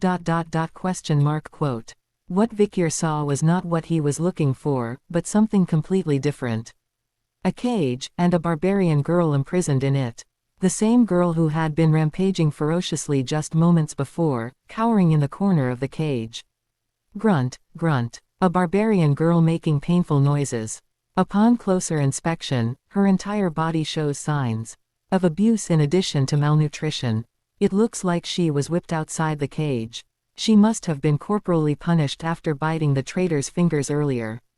Vikir clicked his tongue for a moment. Then he reached into his belt and pulled out a potion reserved for the Templars. He opened the door to the cell and sprinkled the potion over the girl's body. Chi Prophet. With a loud crackling sound, the wounds healed and new flesh sprouted. The groaning girl opened her eyes to see Vikir inside the cage, and angrily hid in a corner. Vikir stared at the barbarian girl. A mixture of black and silver hair, pointed ears, charcoal black makeup smeared across her face. The familiar teeth and claw marks on his forearms and thighs. Cerberus. A memory comes flooding back. During his practical exam at the age of 8, Vikir had crossed the safety boundary and entered the waters of the Black Mountain with an enemy and encountered Cerberus, a danger class A+ demon. He remembered that Cerberus' flanks were covered with arrowhead-shaped scars. Could it be that the barbarian tribe that hunted Cerberus back then was? It was a reasonable guess. Meanwhile, the barbarian girl, now that her wounds had healed somewhat, was crouched in the corner of the cage, glaring at Vikir. Vikir spoke briefly. Go. The barbarian girl's eyes widened at the words. Vikir shrugged his shoulders once. I can speak basic barbarian. He had fought the enemy and the barbarians of the Black Mountains countless times before his return. The barbarian girl's eyes widen in horror at Vikir's command to flee. Only when Vikir leaves the vial with the remaining potion on the ground and walks out of the cage does the barbarian girl cower and follow him out of the cage. She glared at Vikir for a few seconds before ripping open the tent and fleeing. She took the vial of potion that Vikir had set on the ground. The barbarian girl said something at the last minute, but she spoke too fast for Vikir to understand. Now, let's find what you really want. Vikir turned and went back to his work. Gold and silver treasures, notes and ledgers, checkbooks, antiques, art. But there was something else Vikir wanted. Here it is. With that, Vikir pulled aside the red cloth draped over the innermost corner of the auction room. There lay a large, horned beast of burden. Less than Murcielago, the infernal buffalo greater than. Danger rating, A. Size, 3 meters. Found in, Red and Black Mountains, Ridge 2. A type of cattle that inhabits the oil realm in the depths of hell. It is said to have 19 hearts and will not stop charging until they all stop. Beelzebub on the wrist was whining that he was hungry. In the distance, the sound of the Pitbull Knights' swords and the screams of their enemies were getting closer and closer. I had better finish my meal and get going. Chapter 38 Sponsored 1. The club Burning Suspension has closed its doors. Not just closed, but burned to the ground. Vikir burned down the entire hotel building that housed Burning Suspension. Roar. The club's Burning Suspension, an enormous pyre of firewood. The great den of devils, where the second and third generations of Sadoga gathered for the ultimate in luxury and pleasure, was burned to the ground in front of all the citizens. Despite the fact that it was night, the city was as bright as day from the light emitted by the Burning Suspension. A few slacker youths milled about in front of the club, their eyes full of regret. What's the matter, pigs? They fled with their tails between their legs as the Pitbull Knights lined up in front of the burning building. Vikir hadn't just burned down the club. The VVIPs who came in and out of the place, the 7 children of the 7 families who spent the most money and played the most extravagantly, were laid out in front of the burning club. Only their heads remained. Their severed heads bore the marks of torture. Underneath, a long list of accusations of misdeeds they had committed in their lifetimes. At dawn the next day, Vikir announced the executioner's position. Without a spokesperson, he stepped out into the square. Before the law, caste is meaningless. Everyone is subject to the law. The tone was nonchalant, but the impact was enormous. Public opinion of Vikir was either favorable or extremely favorable. The unfavorable were few and far between. Everyone in the city of Underdog, in groups of 3 or more, hailed Vikir as a great ruler. Of course, the native families who lost their pampered offspring would not stand idly by. The House of Montblanc, the House of Pierre, the House of Louis Vuitton, the House of Channel, the House of Ferragamo, the House of Hermes, and the House of Prada each sent a letter of protest to the court. But Vikir was adamant. Not only were they involved in all sorts of crimes, but they were directly involved in the most taboo of imperial crimes, the illegal slave trade. There can be no other consequence but death. The imperial emperor treated the illegal slave trade as a felony of the highest quality. This was because most of the slaves traded illegally were barbarians from outside the empire. Of course, this is not because the emperor is concerned about the human rights of barbarians outside the empire. He is wary of the phenomenon of privateering, where another war is fought to capture them. In order for local nobles to engage in privateering, they would have to recruit private soldiers, which could be done by treasonous conspiracy. There was a risk that a slave hunt, conducted secretly and out of sight of the imperial court, could turn into a rebellion or coup. Indeed, the fact that several large-scale rebellions of a few years earlier had their roots in troops organized for slave hunting was evidence of this. So the emperor nominally said, "It is inevitable that war will create slaves, but it is not permissible to wage war to create slaves." From then on, illegal slave trade was treated with the same weight as treason, a first-degree felony in the empire. Vikyr cut to the chase. "I have obtained all the notes issued by the 7 executed prisoners, all the books they kept, all the cash they spent. These events are being duly investigated by the Baskervilles and will be reported to the imperial court. To summarize, yes, if you refute, you are a traitor." After this conversation, the 7 families stopped protesting. Now was not the time to sulk with Vikyr over their anger and grief at the loss of their son. He couldn't afford to do that when his family was about to be disgraced.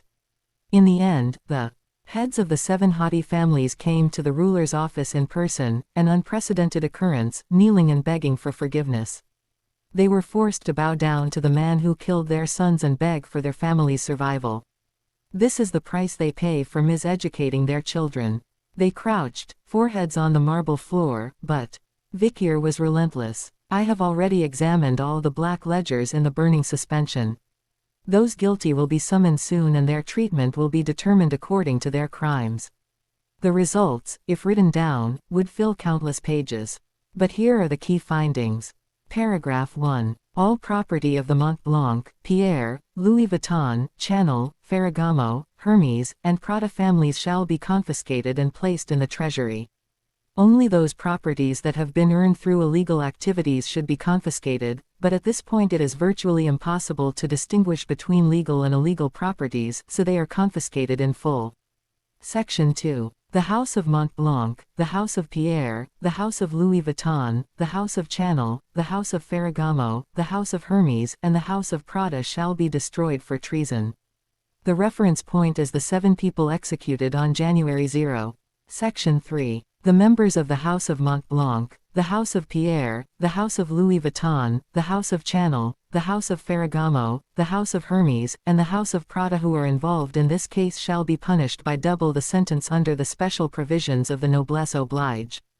Paragraphs 1 and 2 do not overlap. It can also be summarized in 3 short lines.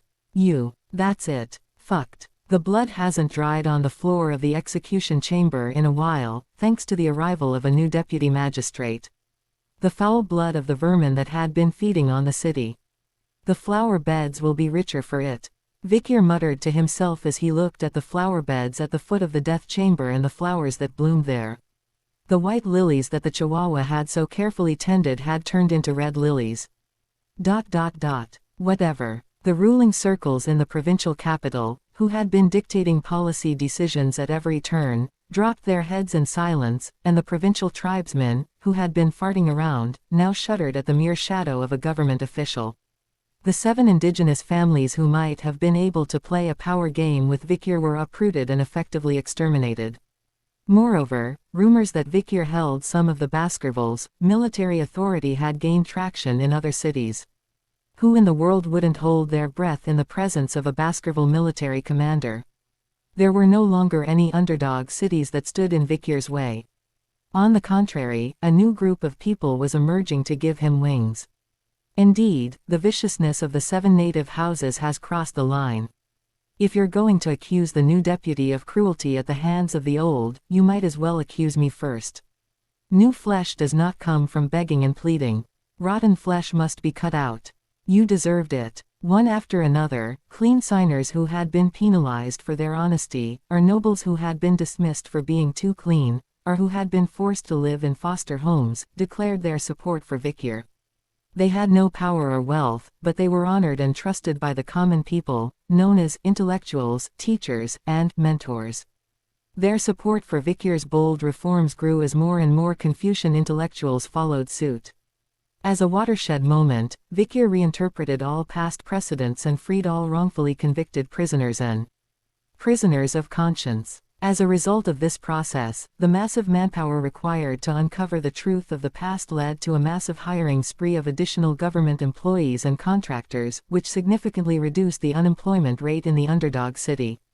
The shortfall in the payroll budget was covered by the tax revenues generated by the crackdown on the illegal underground economy. This has prompted the citizens of Underdog City to organize daily mass protests in front of the city hall. Less than Deputy Mayor Vikir to stay in office permanently. Less than we strongly urge. Deputy Vikir to stay in the city of Underdog forever. Less than I love you, Vikir greater than. It was a protest for the love of it. Mr. Chihuahua's secretary is single-minded. The distrust and disdain that had greeted Vikir's arrival had been washed away. Are you at work, sir?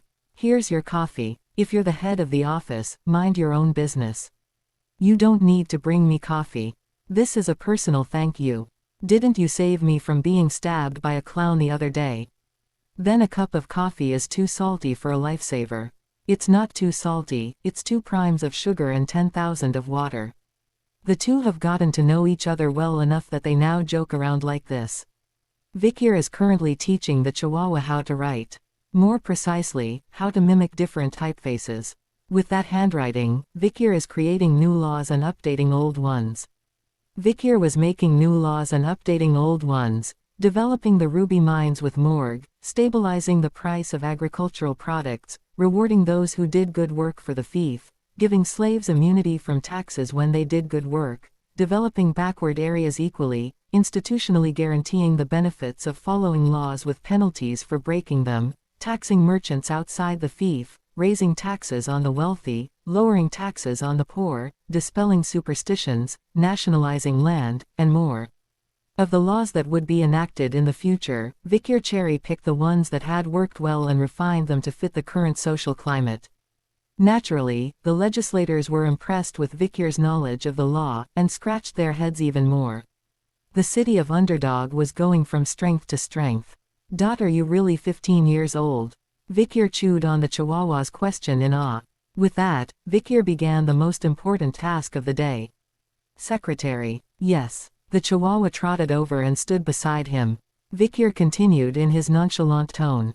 Is there Chapter 39 Sponsored 2. One ambitious moonless night, Vikir visited the dungeons beneath the city hall. The nearly empty cell was filled with the stench of something decaying. Prisons are inherently creepy, but it's even creepier to see them so dark and empty. The guards had all left work early. Unusually, all of them without a single call. The prisoners have all been executed, pardoned, or transferred, and the area is now completely empty. Vikir made his way to one of the deepest cells. The darkest and most fetid. Solitary. The most secluded of the dungeons, with the only securely locked door. And in this dungeon was the only prisoner left. He was a secretary to Baron Gambino, a major player in the underground economy. A woman with greenish blonde hair cut short, dressed in a prisoner's uniform and wearing heavy handcuffs, she squatted in the corner of the cell. Vikir pulled up a chair and sat down in front of the bars. Druck. The sound of the iron chair legs scraping against the stone floor echoed loudly in the empty prison. Your name is Sen Rose Cindy Wendy, is that right? Vikir asked, but she didn't answer. Instead, she stared down at the floor with vacant eyes. Why did you keep me alive? Cindy's question was hollow. The freak show, and the pit bull nights. That night, when everything that moved was dying, Cindy Wendy gritted her teeth and fled. She could never die like this. Even if she didn't die, her wrists and ankles would be cut off. She had a job to do, and she could never die in a place like this and be a wastrel because of it. Who among the dying was not, or at least Cindy thought she was, far more desperate and needy than the others. But the teeth of the fighting dog before her were cold. One of the pit bull Templars stepped in front of her, and it was a death sentence. She gritted her teeth as the jagged blade sank into her throat. But, earth, the sound the knife made as it plunged into his throat was a bit unexpected. That's because the pit bull Templar's blade didn't manage to pierce her throat. Vikir, the new deputy magistrate. He holds up a bundle of chains to block the pit bull Templar's blade. The pit bull Templar looked very surprised that Vikir had managed to block his blade, but his next words were brief.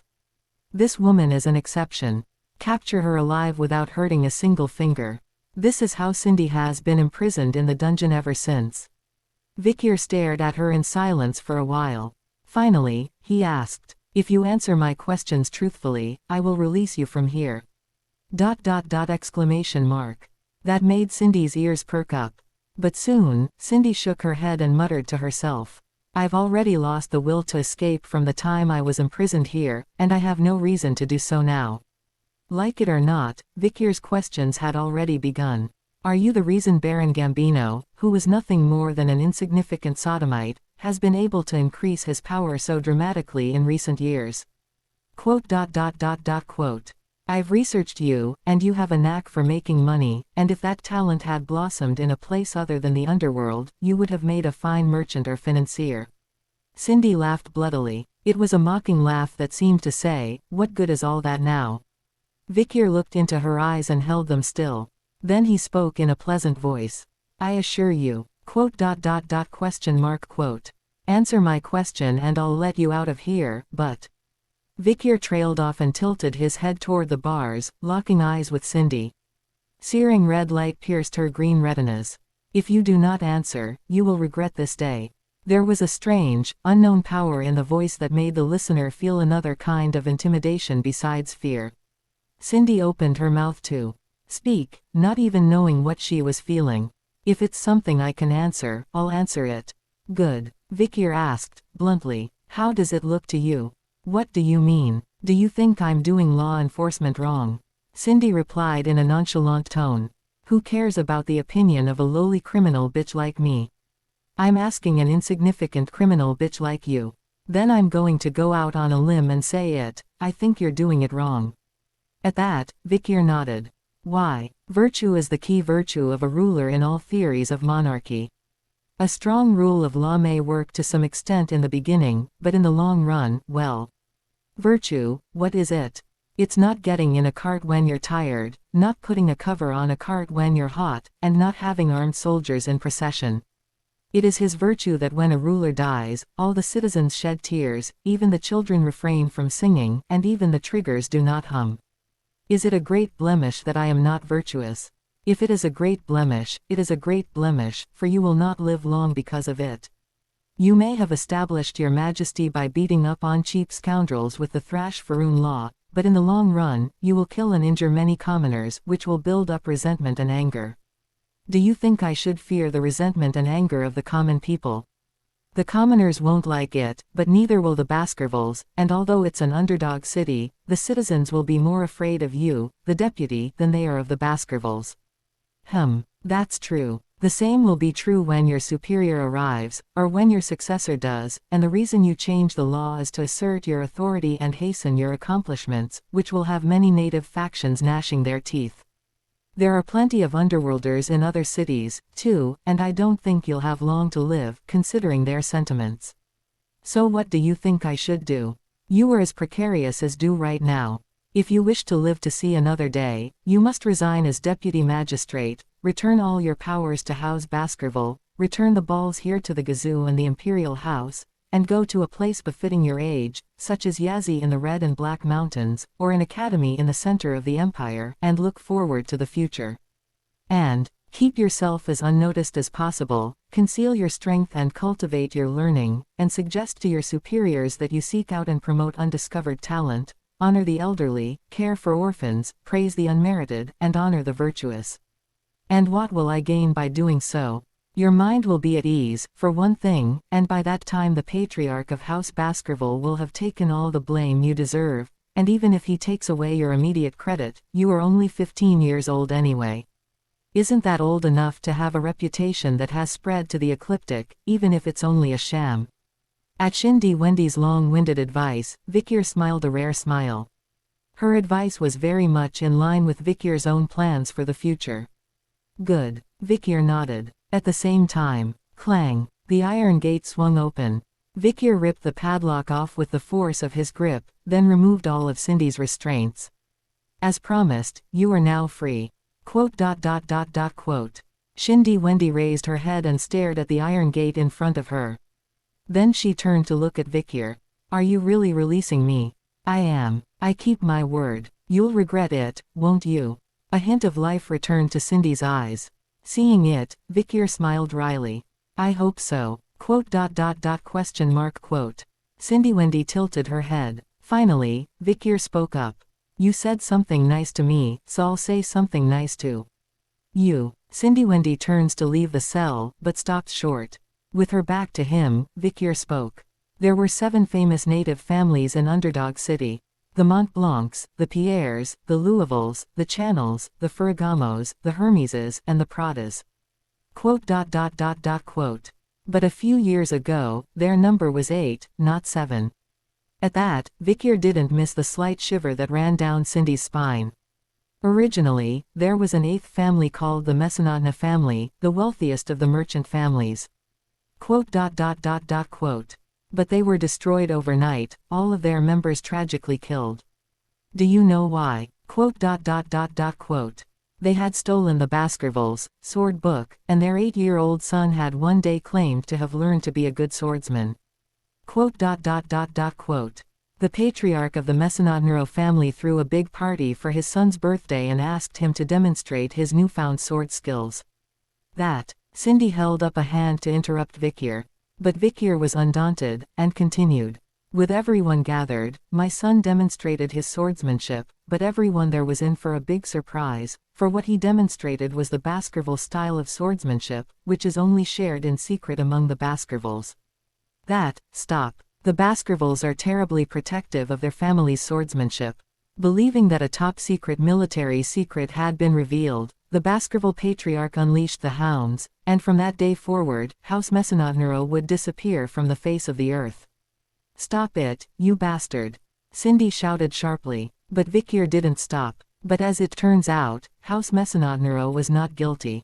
It was the children of the other 7 houses who lured their son with the promise of a good sword book, and they lured a young boy from Baskerville to take it from them and teach it to the child of House Mesonotnero, and the child demonstrated it in front of a group of adults to prove that it was good. It was by design. But there was one survivor of the Mesonotnero family, all of whom were said to have been wiped out, a little girl of 1-year-old Turl, and the 7 wretches managed to sneak her out of that massacre. Quote. Ew. Cindy staggered, then leaned back against the wall. Her eyes were red and bloodshot. Vikir finished. That girl had to be subjected to all sorts of cruel, low, and shameful tortures just because she was bright and fair, and the details of those tortures. I can't even begin to tell you. I don't want to hear any more. Goodbye. A bloody tear trickled from one of Cindy's eyes. She took her back away from the wall and staggered toward the outside. Then, I told you, if you don't listen, you'll regret this day for the rest of your life. Vikir stood in place, unmoving, and continued. There's a sequel to this story. Quote. Cindy stopped in her tracks. Vikir shrugged once. And quite a bit of time has passed, and a new deputy magistrate has come to the city. Quote. He brought out all the old enemies within the city and punished them. Quote. And the trigger for the event was the 7 rascals who drove House Mesonotnero to ruin. Cindy turned her head to look at Vikir. Vikir looked him straight in the eye and spoke. The new deputy tortured those 7 brats to death. Quote. It was such horrible torture that a torturer who had been working at the castle for 30 years vomited up what he had just eaten. Quote. And as they lay dying, the 7 wretches confessed all the sins they had committed, including those against House Mesonotnero. They admitted and apologized for all their sins. Then Cindy cried out sharply. Apologize. How dare they apologize to anyone? 2. The sole survivor of House Mesonotnero. 2. That girl. To the girl who currently goes by the pseudonym, Sen Rose Cindy, and whose real name is Mesonotnero Sen Cindy. Hearing this, Cindy Wendy staggered back with a dazed look on her face. Ew. She vomited out the contents of her stomach. Her vision spun. The darkness of the dungeon was pitch black. The rotten stench that had been hovering in the cell from earlier seemed to be getting stronger and stronger. Cindy braced herself against the wall with one hand and held her forehead with the other. She spat on the floor and asked, "How can I believe your words? Quote. How am I supposed to believe you when you say you caught them, tortured them, got to the bottom of it, and got an apology?" Cindy screamed. There was no answer from Vikir. Only snarl. Vikir drew fire from the rod in his hand and lit a torch. Suddenly, the dungeon cell was brightly lit. And then, quote. Cindy's eyes widened to tears. 7 headless corpses were kneeling in the corner of the room. Their fingers were all worn out, and the blood that flowed from them had stained the floor, walls, and even the ceiling. The entire room was stained red with blood. Upon closer inspection, the red color of the floor, ceiling, and walls had been covered over and over again with countless letters. "Please forgive me for my mistake, I deserve to die, I beg you not to touch me as much as my family.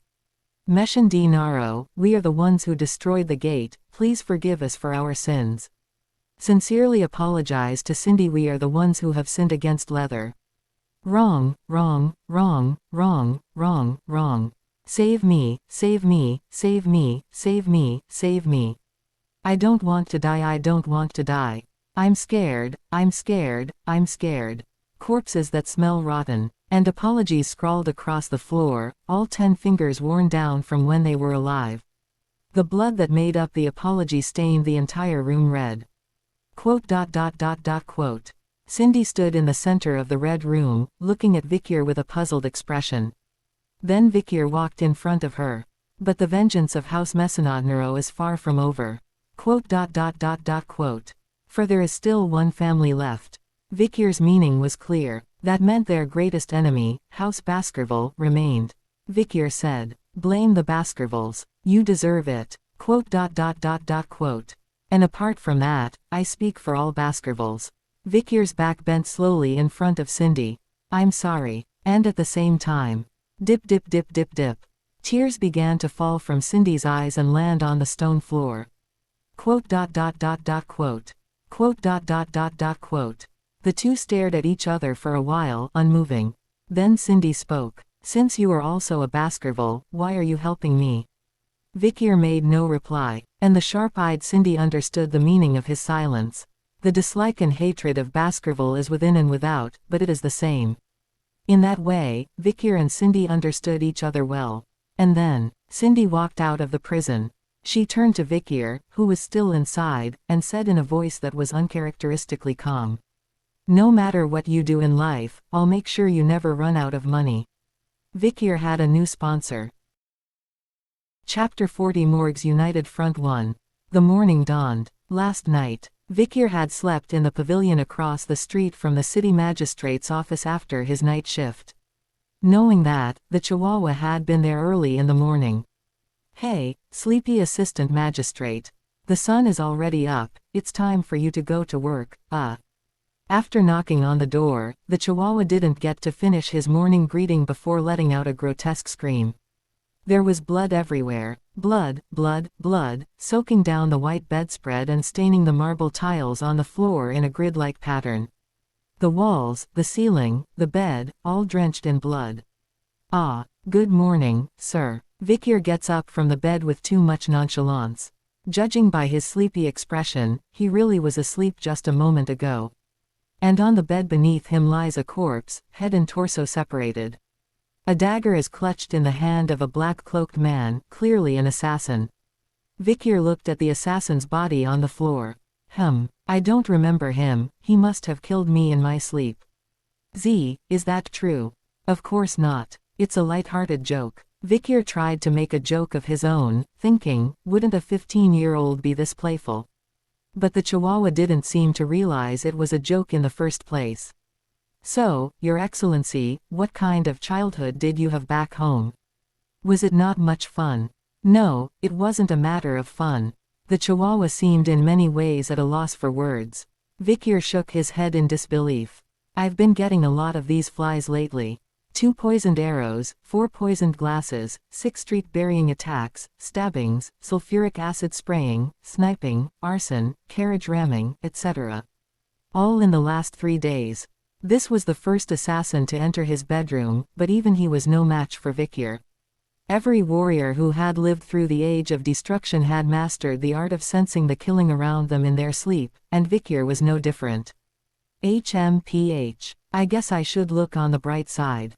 It means I'm getting noticed, right? You've got some nerve, man.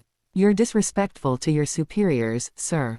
I retorted nonchalantly and turned to put on my robe.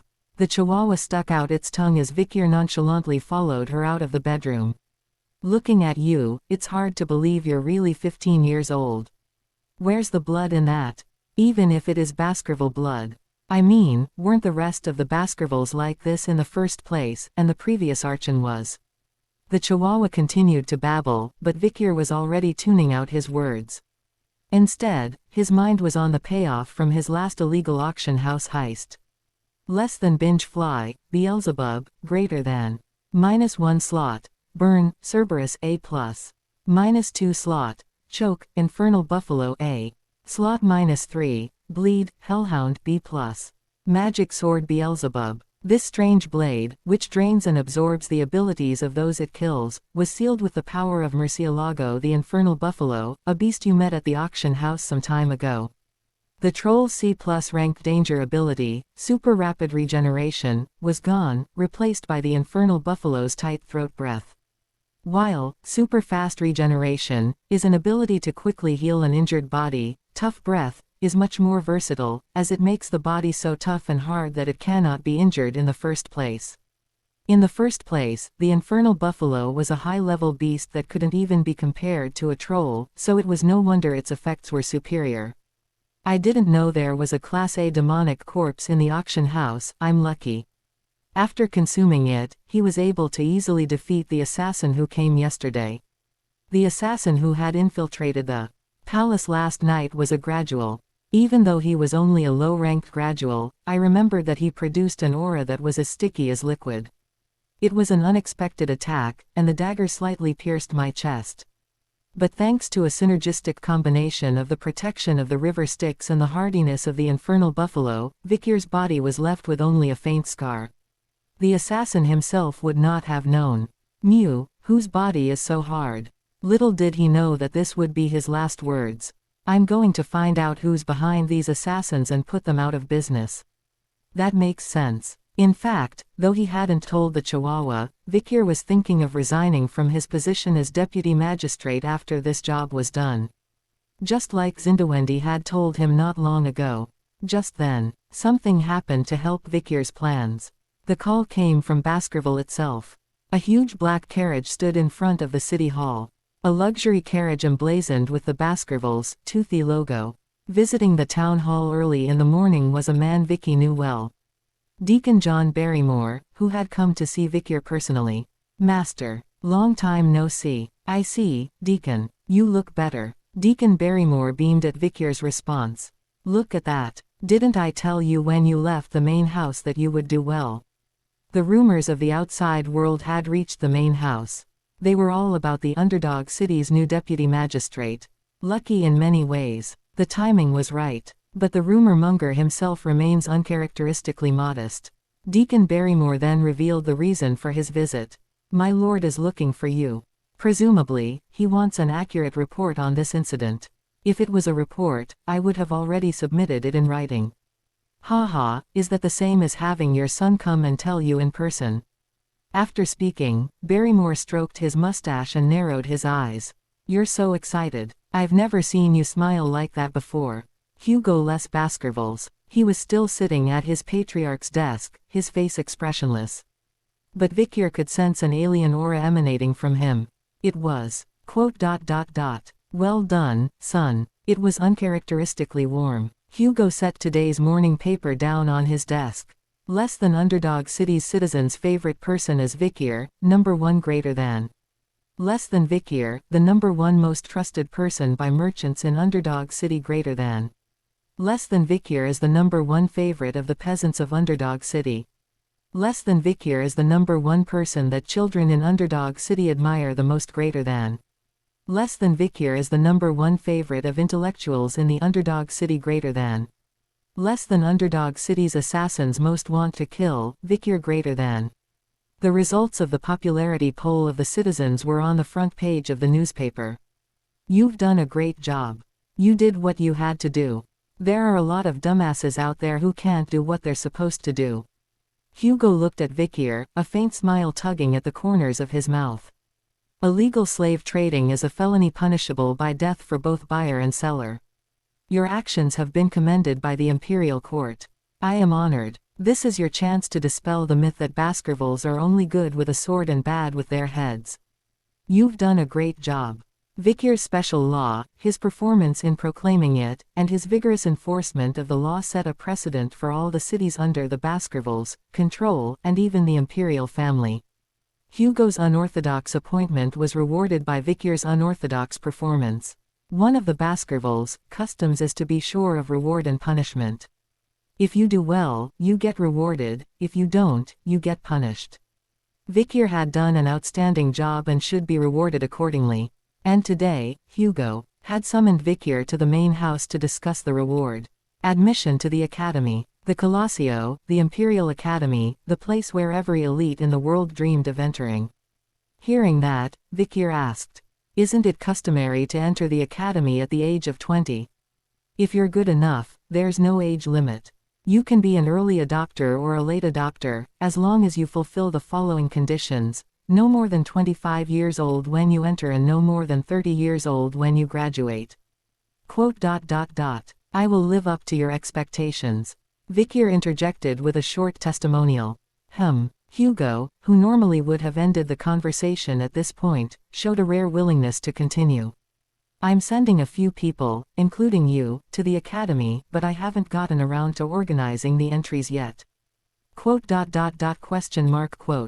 Do you have any close brothers who would like to go with you?" The question was completely unexpected. Didn't it sound like something a father would ask his son? Oh, you're a father. But then Vikir remembered something he had forgotten himself. He is Hugo's son, after all. He hadn't been treated like a son for so long that he had forgotten. Vikir hesitated a moment, then spoke. "I'm best friends with the triplets, highbrow, middlebrow, and lowbrow. What's the big deal about being best friends? If you want them around, you're best friends." Is that so? Hugo's eyes widened a little in surprise, but then he nodded in understanding. "I'll keep it in mind." That was the end of the conversation about the academy. Vikir had just finished his chaplaincy and was about to leave. "Oh, by the way. Son, stay a minute." Vikir stopped in his tracks and turned around, and Hugo rose briefly from his seat. Then he spoke in a low voice. "I've been looking over the laws of your underdog city. They are immature. You've made quite a few changes to the agricultural laws. You've done a very efficient job." "That's very flattering." Vikir had once reorganized the laws governing the large farms on the outskirts of Underdog City, in the area where the Red and Black Mountains met in the lower reaches and wide open plains. In addition to the ruby mines, there are many fields of sugar cane, tobacco, cotton, and other crops. They were mainly worked by savage captives.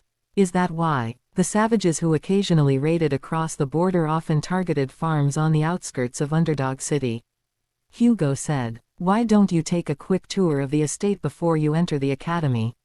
See if the laws you've established are being followed. It would be good experience." "As you wish." Vikir obeyed, still unwilling to argue. Then, Hugo, who had been watching the scene with satisfaction, suddenly asked, "By the way, are you going alone?" Vikir scratched his head. "So he's going to go on a territorial tour by himself." When Vikir looked at Hugo with a puzzled expression, he settled back into his chair and spoke in a relaxed voice. "This is a joint operation." At Hugo's words, Vikir remained silent. It was an indication that he needed a little more explanation. Understanding that, Hugo got down to business. "Do you remember the operation you organized when you were 8 years old?" "Why, the ruby mine." Of course. I seem to recall that it involved leasing the ruby mines area to the Morgan, driving the barbarians towards it, keeping the two factions apart untouched.